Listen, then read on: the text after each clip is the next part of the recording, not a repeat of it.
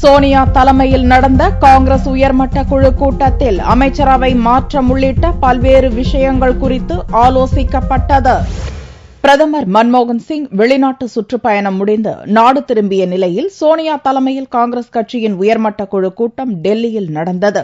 இக்கூட்டத்தில் காங்கிரஸ் துணைத் தலைவர் ராகுல், மூத்த அமைச்சர்கள் உள்ளிட்டோர் கலந்து கொண்டனர். நிலக்கரி ஊழல் விவகாரத்தில் சிபிஐ அறிக்கையை திருத்தியதாக குற்றம் சாட்டப்பட்ட சட்ட அமைச்சர் அஸ்வனி குமார், ரயில்வே வாரிய அதிகாரி நியமன லஞ்ச வழக்கு தொடர்பான சர்ச்சையில் பதவி இழந்த ரயில்வே அமைச்சர் பவன்குமார் பன்சால் ஆகியோரால் ஏற்பட்டுள்ள காலி இடங்கள் மற்றும் ஏற்கனவே காலியாக உள்ள 14 அமைச்சர்கள் பதவி இடங்களை நிரப்புவது குறித்து ஆலோசிக்கப்பட்டது. அத்துடன் சத்தீஸ்கரில் நடந்த மாவோயிஸ்டுகள் தாக்குதல், மாவோயிஸ்டுகளை கட்டுப்படுத்துவது, உங்கள் பணம் உங்கள் கையில் திட்டம், உணவு பாதுகாப்பு மசோதா போன்றவை குறித்தும் விவாதிக்கப்பட்டது. ஜூலை 1ஆம் தேதி முதல் 15ஆம் தேதி வரை பார்லிமென்டின் சிறப்பு கூட்டத்தொடர் நடத்தி நிலுவையில் உள்ள முக்கிய மசோதாக்களை நிறைவேற்றுவது குறித்தும் இக்கூட்டத்தில் ஆலோசிக்கப்பட்டது.